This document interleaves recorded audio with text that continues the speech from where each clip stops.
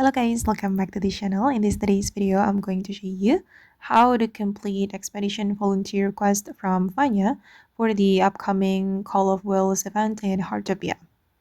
Okay, as you can see here guys, we need to seek approval from the residents, and one of the town resident is Vanya. So you're going to drag him on the map.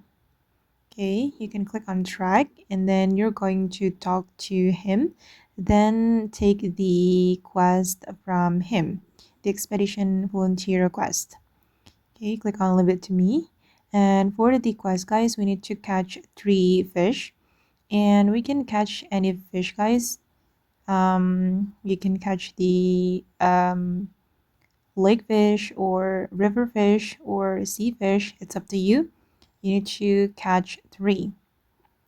And after you catch 3 fish, you can go back to Vanya to get the stamp from him.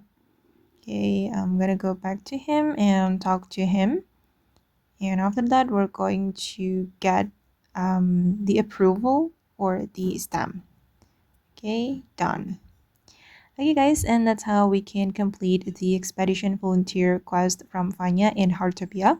I hope this video will be useful for you. Thank you so much for watching and bye!